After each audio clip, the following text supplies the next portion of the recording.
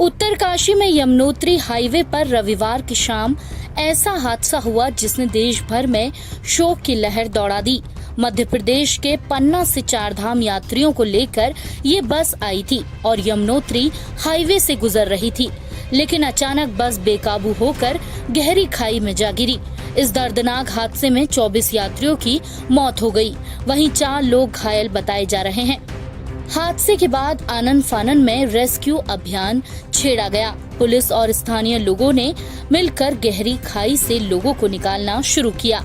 हादसा इतना भीषण था, इस बात का अंदाजा आप इसी बात से लगा सकते हैं कि बस का पुर्जा अलग हो गया और लाशें बिखरी पड़ी थीं। यह मंजर देखकर बचाव करने पहुंचे लोग भी सिहर उठे थे। रात भर चले रेस्क्यू ऑपरेशन में राहत दल ने घायलों को ऊपर सड़क तक लाने में काफी मशक्कत करनी पड़ी। प्रधानमंत्री मोदी ने हादसे पर शोक व्यक्त किया। उन्होंने ट्वीट कर लिखा, उत्तराखंड में हुआ बस हादसा अत्यंत पीड़ादायक है। इसमें जिन लोगों ने अपने परिजनों को खो दिया है, उनके प्रति मैं अपनी शोक संवेदना व्यक्त करता हूँ। वहीं मध्य प्रदेश के सीएम शिवराज सिंह चौहान रात में ही उत्तराखंड पहुंचे और उत्तराखंड के सीएम पुष्कर धामी के साथ घटना स्थल पर पहुंच दौरा किया और हादसे की जानकारी दी। ये बस 30 लोगों को लेकर जा रही थी यमुनोत्री के लिए और ब्रेक उसका स्टीयरिंग फेल हो गया, ऐसा ड्राइवर ने बताया है। लेकिन उसके बावजूद भी हमने इस घटना के मजिस्ट्रियल जांच के आदेश दिए हैं। आपको बता दें कि इस हादसे के बाद केंद्र सरकार ने मृतकों के परिजनों को 2-2 लाख रुपए की आर्थिक सहायता की घोषणा की है। उत्तराखंड सरकार ने भी मारे गए लोगों के परिजनों को 1-1 लाख रुपए और घायलों को 50,000 रुपए की सहायता राशि दिए जाने की घोषणा की है, जबकि मध्य प्रदेश सरकार की तरफ से कहा गया है कि मृतकों के परिजनों को 5-5 लाख की आर्थिक सहायता दी जाएगी।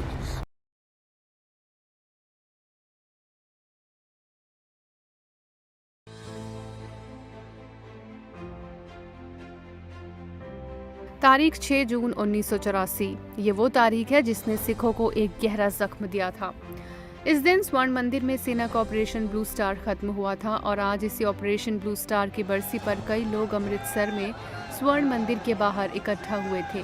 अचानक वहां खालिस्तान के समर्थन में नारेबाजी शुरू हो गई। तमाम पुलिस फोर्स की तैनाती के बावजूद सैकड़ों लोग स्वर्ण मंदिर के प्रवेश द्वार तक पहुंच गए और हाथों में तलवारें लहराते हुए खालिस्तान जिंदाबाद के नारे लगाए।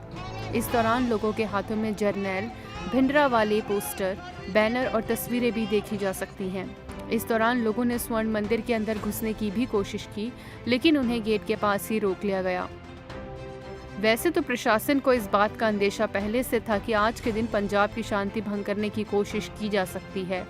इसी को लेकर करीब 6,000 जवानों की तैनाती की गई थी। इसके साथ ही पुलिस भी लगातार सड़कों पर फ्लैग मार्च कर लोगों से शांति बनाए रखने की अपील कर रही थी, लेकिन बावजूद इसके स्वर्ण मंदिर में खालिस्तान के समर्थन में नारे लग गए।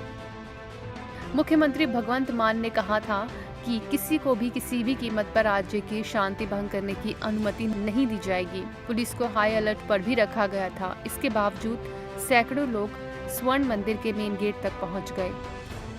आपको बता दें कि सेना ने जून 1984 में स्वर्ण मंदिर परिसर से आतंकवादियों को बाहर निकालने के लिए ऑपरेशन ब्लू स्टार चलाया था।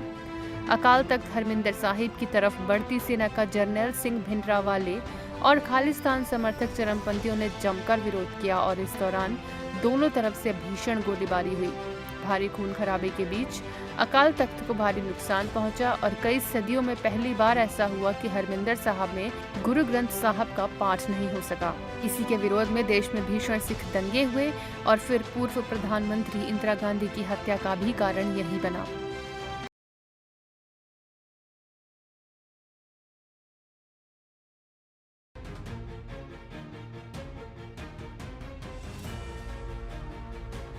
दिल्ली में हिट एंड रन के मामले थमने का नाम नहीं ले रहे हैं। एक बार फिर दिल्ली में हिट एंड रन का मामला सामने आया है, जिसका एक वीडियो सोशल मीडिया पर तेजी से वायरल हो रहा है। इस वीडियो में एक स्कॉर्पियो गाड़ी एक बाइक को टक्कर मारते हुए फरार हो जाती है, जिससे बाइक सवार घसीटते हुए डिवाइडर से टकरा जाता है। बाइक सवार युवक की किस्मत अच्छी थी कि उसकी जान बच गई। यह वीडियो रविवार सुबह दिल्ली के अर्जुनगढ़ मेट्रो स्टेशन के ठीक नीचे का है। पीड़ित बाइकर का नाम श्रेयांश बताया जा रहा है, जिसके मुताबिक वो अपने 8 से 10 साथी बाइकर के साथ रविवार सुबह दिल्ली से गुरुग्राम आए थे और जब वो वापस लौट रहा था तभी अर्जुनगढ़ मेट्रो स्टेशन के पास पीछे से एक स्कॉर्पियो गाड़ी वाला हमारे बाइकर्स के बीच आया और उसने रैश ड्राइविंग शुरू कर दी। बाइकर श्रेयांश ने बताया कि इसके बाद मेरे साथियों ने उसको आराम से गाड़ी चलाने के लिए कहा और मेरे साथी थोड़े स्लो हो गए और मैं आगे निकल गया, जिसके बाद स्कॉर्पियो गाड़ी वाला पीछे से आया और मेरे आगे निकलते हुए मुझे पीछे से हिट करते हुए फरार हो गया।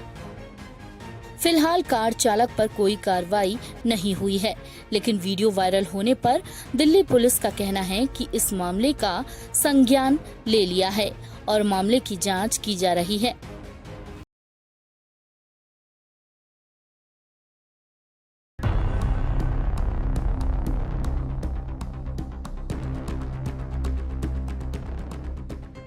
दिल्ली सरकार के स्वास्थ्य मंत्री सत्येंद्र जैन की मुश्किलें कम होती नजर नहीं आ रही। मनी लॉन्ड्रिंग केस में गिरफ्तार सत्येंद्र जैन के कई ठिकानों पर आज ईडी ने ताबड़तोड़ छापेमारी की। दिल्ली सरकार के स्वास्थ्य मंत्री सत्येंद्र जैन के साथ ही हवाला ऑपरेटर्स के ठिकानों पर भी ईडी छापेमारी कर रही है। जानकारी के मुताबिक मनी लॉन्ड्रिंग के मामले में ईडी सोमवार की सुबह ही एक्शन में आ गई और सत्येंद्र जैन के ठिकानों पर सुबह सुबह ही ताबड़तोड़ छापेमारी शुरू कर दी। गौरतलब है कि ईडी ने मनी लॉन्ड्रिंग के मामले में सत्येंद्र जैन को 30 मई को गिरफ्तार कर लिया था। गिरफ्तारी के बाद सत्येंद्र जैन को कोर्ट में पेश किया गया था। कोर्ट ने दिल्ली सरकार के मंत्री सत्येंद्र जैन को 9 जून तक ईडी की हिरासत में भेज दिया था। दिल्ली सरकार के मंत्री सत्येंद्र जैन की गिरफ्तारी के बाद से ही आम आदमी पार्टी ने केंद्र सरकार के खिलाफ मोर्चा खोल रखा है। आम आदमी पार्टी का हर नेता ईडी की कार्रवाई को बीजेपी की साजिश बता रहा है। इसी कड़ी में संजय सिंह ने भी इस मुद्दे पर आज फिर बीजेपी पर जमकर निशाना साधा। अभी आप लोगों ने देखा होगा, सुबह सत्येंद्र जैन के घर पे ईडी का छापा हो गया। 5 दिनों तक सत्येंद्र जैन से पूछताछ हुई, कुछ नहीं मिला सत्येंद्र जैन के पास, कोई भ्रष्टाचार नहीं खोज पाई मोदी जी की एजेंसी ईडी। और हाई कोर्ट में जब पूछा गया तो कह दिया सत्येंद्र जैन के खिलाफ तो कोई एफआईआर ही नहीं है, सत्येंद्र जैन के खिलाफ तो कोई शिकायत ही नहीं है। तो जब सत्येंद्र जैन के खिलाफ कोई एफआईआर नहीं, कोई शिकायत नहीं, तो उनको गिरफ्तार करके क्यों रखा गया है? आपको बता दें कि ये कार्रवाई सीबीआई के 2017 के मामले पर केंद्रित है। इसमें आरोप लगाया गया था कि आप नेता और उनकी पत्नी ने फरवरी 2015 और मई 2017 के बीच 1.47 करोड़ की आय से अधिक संपत्ति अर्जित की थी, जो कि उनकी आय से दोगुनी से भी ज्यादा है।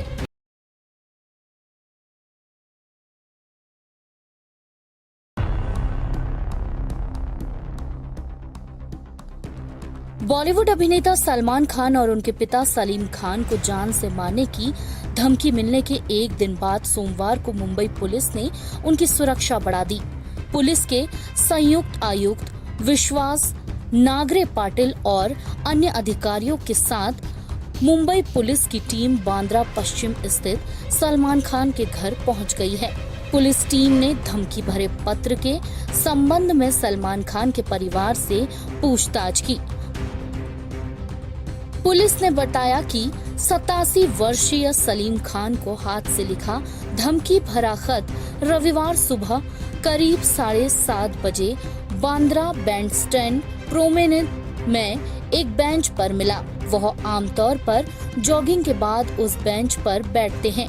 यह खत उन्हें तथा सलमान खान को संबोधित करके लिखा गया था। इसमें उन्हें मूसेवाला की तरह जान से मारने की धमकी दी गई थी। संयुक्त आयुक्त ने कहा कि मामले की प्रारंभिक जांच के बाद ही वह इस संबंध में टिप्पणी करेंगे। बांद्रा पुलिस ने इस संबंध में अज्ञात लोगों के खिलाफ प्राथमिकी दर्ज की है। पुलिस और पुलिस की अपराध शाखा दोनों इसकी जांच कर रहे हैं। पुलिस इलाके की सीसीटीवी खंगाल रही है और स्थानीय लोगों से पूछताछ कर रही है।